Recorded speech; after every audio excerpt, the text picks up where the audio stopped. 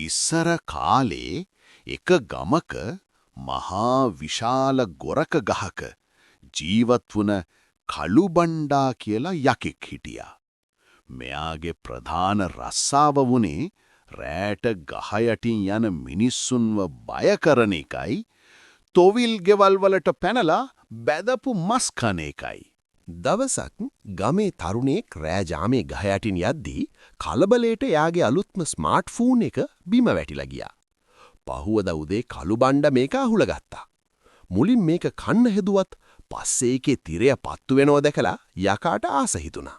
ටික දවසක් යද්දී කළුබණ්ඩා ස්මාර්ට් ෆෝන් එකේ හැම දෙයක්ම ඉගෙන ගත්තා.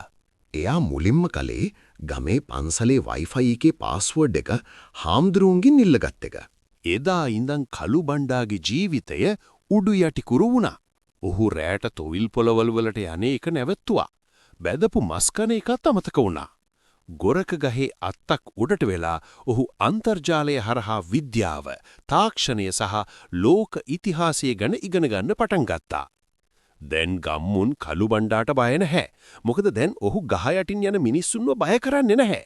ඒ වෙනුවට කවුරු හරි යනකොට ගහ උඩ ඉඳන් "ඒයි පියදාස මාමි, හෙට වැස්ස වහිනවා, කුඹුරට යන්න එපා කියලා කාලගුණ වාර්තාවේ තියෙනවා" කියලා කෑ ගහලා කියනවා.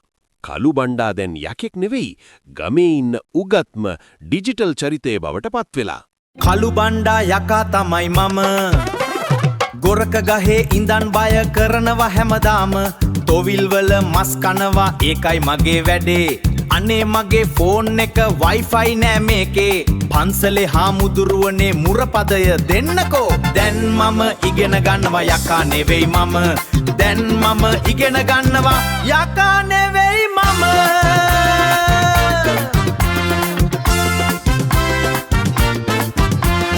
ගොරක ගහේ ඉඳන් පහළ බලනවා. කුඹුරු යායවල් අස්වැන්නෙන් පිරෙන්න. කාලගුණේ දත්ත අරන් ඇප් එකෙන් බලන්න.